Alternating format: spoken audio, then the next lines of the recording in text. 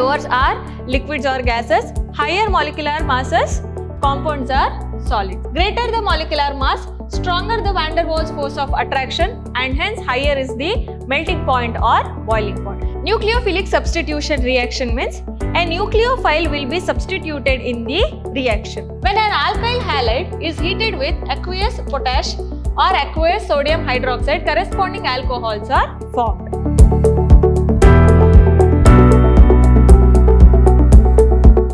Hello everyone, this is Harshita Bhavasa from Vidyashram PU College, Temple of Excellence. Today I am going to start session 2 from the chapter Haloalkanes and Haloarenes. In the previous session, we have discussed about the introduction points of haloalkenes and haloarenes, its classification, and also classification of monohalo compounds and dihalo compounds, and nature of sp2 compounds containing sp2 and sp3, and methods of preparation. These were the concepts which we have already discussed in the previous session.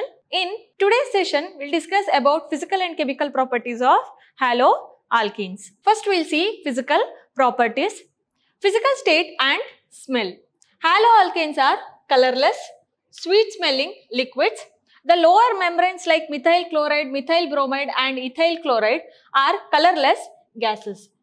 Means it is colorless and sweet odoring substance or liquids, and usually like lower members like methyl chloride, methyl bromide and ethyl chloride are colorless gases, while members having very high molecular masses, means number of carbons will be more in that. So, very high molecular masses are solids. Lowers are liquids or gases. Higher molecular masses, compounds are solids. Next, density, that is mass by volume. Bromo, iodo and polychloro derivatives of hydrocarbons are heavier than water. These hydrocarbons having bromo, iodo, polychloro derivatives are heavier than water. Whatever the water density is there, more than that, this haloalkanes density is present. The density increases with increase in number of carbon atoms and halogen atoms and atomic masses of the halogen atoms. Means we know that methyl means only one carbon atom, ethyl means two carbon atom, like that. So if the carbon atom keeps on increasing, its molecular mass will increase. And halogens also, there are four kinds of halogens: bromo, chloro, iodo, fluoro, like that. And individual halogen is having individual atomic masses. If we change the halogen group, the atomic number will also changes. So the density increases with increase in number of carbon atom. Halogen atoms, if the same number of halogen atoms is keep on adding, then also molecular mass will change, will increase, and atomic mass of the halogen atoms. Due to these three reasons, the density will increases. Next, boiling points and melting point. We know usually boiling point or melting point will increase when the strong bonds are present between or inside the compound, and also when molecular mass is high. Greater the molecular mass, stronger the van der Waals force of attraction, and hence higher is the melting point or boiling point. Whenever molecular mass is more or greater the bond formation or bond strength, then it needs more or highest boiling point or melting point. For the same alkyl or aryl group, boiling point decreases as alkyl iodide, alkyl bromide or alkyl chloride and alkyl fluoride. For the same alkyl or aryl group, how it will be? Boiling point increases due to the change in halogen group. For the same halogen, boiling points decreases as the size of the alkyl group decreases. For the same halogen group, here number of carbon atoms when decreases, then it will be changed. Here halogens will be different. Here for the same halogen, the number of carbon atoms only different. So it will be changed. For isomeric alkyl halides, boiling points decreases as the branching increases. See here number of branches, here it is more comparative to here, and it is more comparative to this. When branches will keep on increases, boiling point will decreased. Only for isomeric alkyl compounds, it will be decreased as the branching increases. Okay. These are the reasons why and how boiling point and melting point will increases with haloalkanes. Next, among dichlorobenzenes, the para isomer being symmetrical, packs closely in the crystal lattice and hence has much higher melting point than ortho and meta isomer. Among these three, this is the para isomer and which is having symmetrical in nature. If we see here, it is symmetrical in nature. So, if we see the symmetry in nature, so it has the highest boiling point comparative to ortho and meta positions or ortho or meta isomers. Next, solubility. Although haloalkanes are polar in nature means we know charge separation will easily get dissolved in water. Although it is haloalkanes are polar in nature, yet they are practically very slightly soluble in water. By theoretically, if we know it is polar in nature, but it is slightly soluble in water. In order for a haloalkane to dissolve in water, energy is required to overcome the attractions between the haloalkane molecules and break the hydrogen bonds between water molecules. So, it will be slightly soluble, and if you want to dissolve more in that, it needs more energy to break the hydrogen bonds which is present in water as well as present in the compound. However, haloalkanes are not able to form hydrogen bonds with water and therefore less energy is released when new attractions are set up between the haloalkane and water molecules. As a result, solubility of a haloalkane in water is low. Okay. In water, these haloalkanes will get dissolved less because that bond attractions are very high, though it is polar in nature, and the breaking of hydrogen bonds in water will also get harder with respect to haloalkanes. Next, chemical properties. Reactions of haloalkanes. So, with respect to chemical properties, the reactions of haloalkanes may be divided into the following categories, that is nucleophilic substitution, elimination reactions and reaction with metals. These are the three kinds of major chemical properties which you can see in haloalkanes. One by one we will see now. First one, nucleophilic substitution. Nucleophilic substitution reaction means a nucleophile will be substituted in the reaction. Okay. In this type of a reaction, a nucleophile attacks the partial positive charged carbon atom in CX bond. Already we have seen the nature of CX bond. In the CX bond, C will gain the delta positive charge and X will get the delta negative charge. Why? Because carbon is electropositive comparative to halogen atom, and halogen which is more or most electronegative group in the periodic table. So, if you see here, carbon is electropositive and here halogen is electronegative. What it is telling? The nucleophile attacks the partial positive charged carbon atom. Here, which is the carbon atom having positive charge, the nucleophile will get attacked there. So, what will happen? So, halogen will get removed from the bond and that nucleophile will attach to the carbon atom which is having partial positive charge. So, here carbon with nucleophile, halogen will be removed. A new carbon nucleophile bond is formed and the halogen atom leaves as halide ion. As halide ion, it will be removed out. Here new carbon nucleophile bond will form. This is nucleophilic substitution reaction, and we will see some of the example. With aqueous potash or aqueous sodium hydroxide. When an alkyl halide is heated with aqueous potash or aqueous sodium hydroxide, corresponding alcohols are formed. When alkyl halide treated with potassium hydroxide and aqueous sodium hydroxide, it will form alcohols and potassium halide ion. So, here also halide ion will be removed. Here it will form alcohols. Okay. Next, with alcoholic KCN, when an alkyl halide is heated with alcoholic potassium cyanide, alkane nitrile is formed. This is alkyl halide treated with potassium cyanide.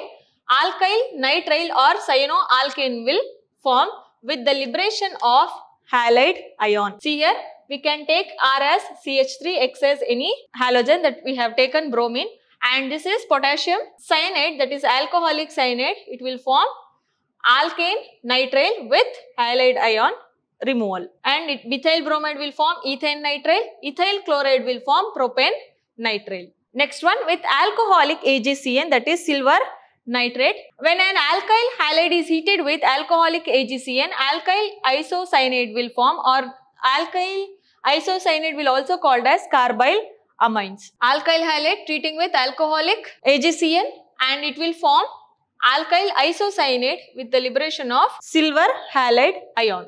So methyl bromide will form methyl isocyanate, ethyl chloride will form ethyl isocyanate. Next, with silver salts of carboxylic acids, when alkyl halide is heated with silver salt of carboxylic acid, an ester is formed. This is silver salt of carboxylic acid and this is alkyl halide. When it is treated with, it will form ester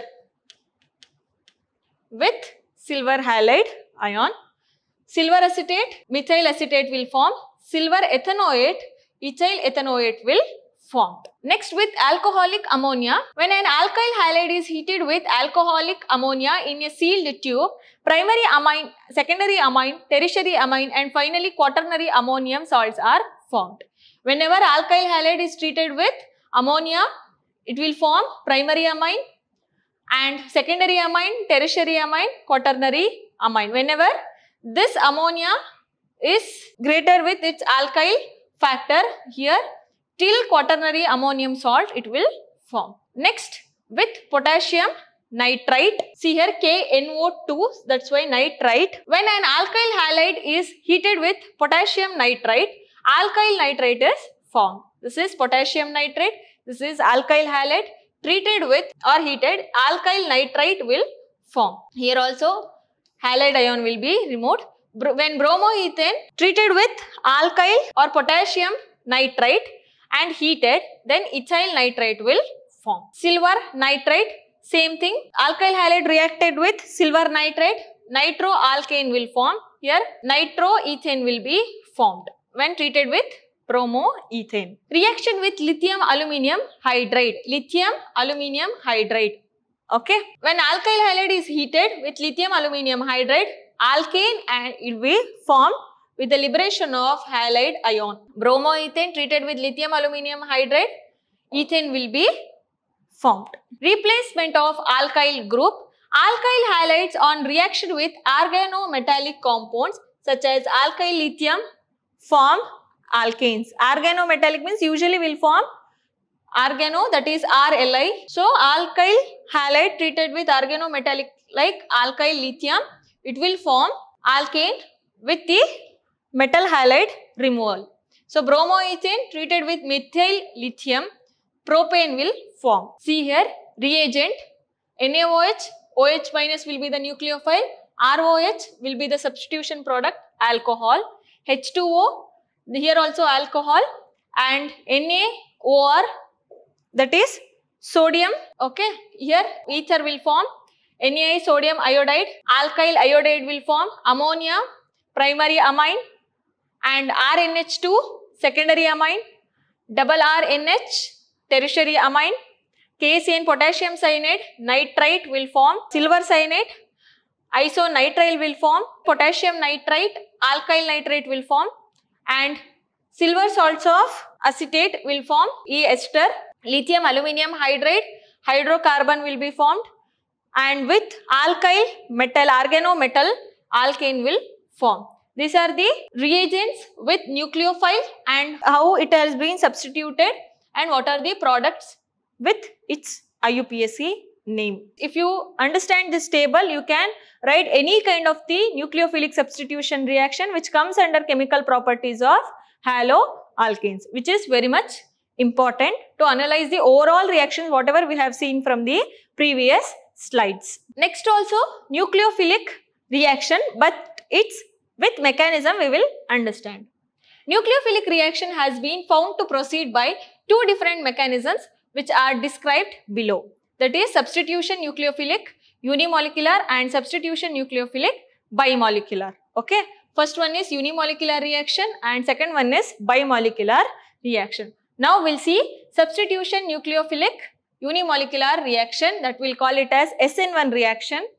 SN1 reactions are generally carried out in polar protic solvents like water, alcohol, acetic acid, etc., which is a polar solvent and it has two steps. Usually SN1 reaction will be having two steps.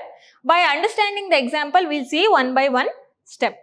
Tertiary butyl bromide undergoes hydrolysis with aqueous potassium hydroxide to form tertiary butyl alcohol by SN1 mechanism. This mechanism involves two steps.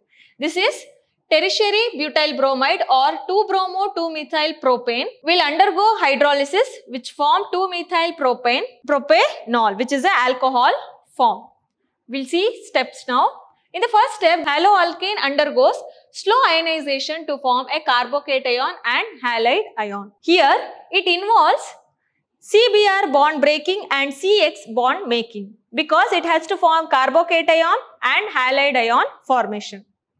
To form carbocation, this CBr bond should be breaked. Okay, it has to break and it will form carbocation. This bond will be break, right? Halide ion will be formed. It will be having one less valency, one more valency will be there. So, this will form carbocation, means loss of one space, and this is the major rate determining step. And the next step is the nucleophile attack, that is OH minus attacks the carbocation to form tertiary butyl alcohol. This attack of OH can be from any side, either front or back, as a carbocation is planar. Since the carbocation is planar in nature, this OH minus, which is a nucleophile, it can add either from back side or front side to the carbocation, and later the product is alcohol, it will be formed. First step, from the haloalkane, it will form carbocation and halide ion formation. In that, CBr bond, that CX bond will be broken out and carbocation and halide ion will be formed. In the next step, nucleophile will be added from either side. It can be front or back to the carbocation and it will form alcohol. This is the mechanism of substitution nucleophilic reaction of unimolecular. So, what is the kinetics or what is the behind this reaction? Means in this type of reaction, the rate of the reaction depends only on the concentration of haloalkanes and it is independent of concentration of nucleophile. This SN1 reaction only depends on the concentration of haloalkanes. It will not depend on the concentration of nucleophile. So, rate is directly proportional to the concentration of alkyl halide. Step 1 is the slowest step and hence it is the rate determining step. In that both steps of SN1 reaction, step 1 was the very much slowest step, which is the slowest step will understand or will considered as rate determining step. In this step, one reactant molecule takes part, so it is a unimolecular reaction. Why SN1 reaction will be called it as unimolecular reaction?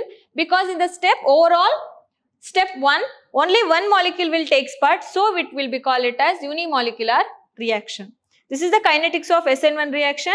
The rate of a reaction only or directly proportional to the concentration of alkyl halide, not on the concentration of nucleophile.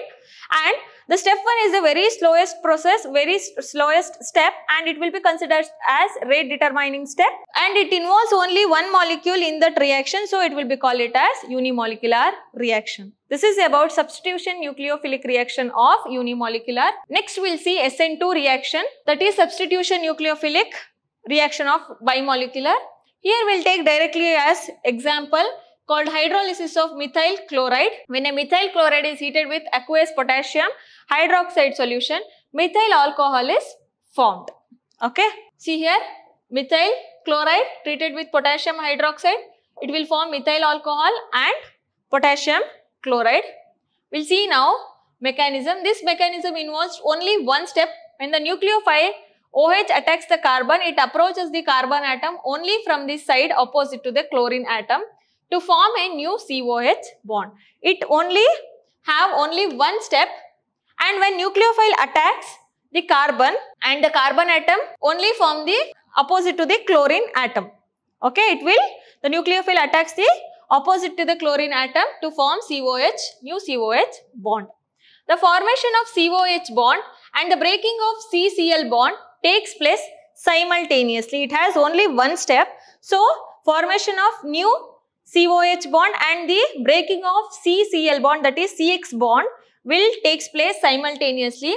There exists this transition state. Because this reaction taking place simultaneously, it involves an intermediate called transition state, which both OH and Cl- are partially bonded to the carbon atom, and the COH bond becomes stronger CCl bond becomes weakest. In the transition state, CCl and COH bond will be present partially, but this COH bond will be the strongest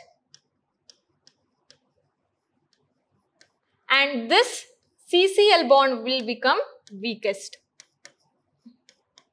Okay, see here, this is nucleophile. That whenever the attack of nucleophile will takes place, this bond will be should break and this bond has to be takes bond with COH, and if you have to observe this, here chlorine is present, opposite to the chlorine OH is coming to attack. That nucleophile side will come and attack here, and in the transition state, CCl bond and COH bond will be partially present, and this is COH bond will be the strongest and CCl bond will be the weakest, and after that alcohol, that COH bond will be the strongest, so it will be remain as such.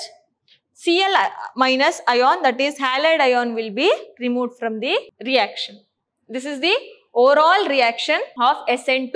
As this happens, the configuration of carbon atom under attack inverts in much same way as umbrella is turned inside out when caught in a strong wind. While the leaving group is pushed away, this process is called inversion of configuration.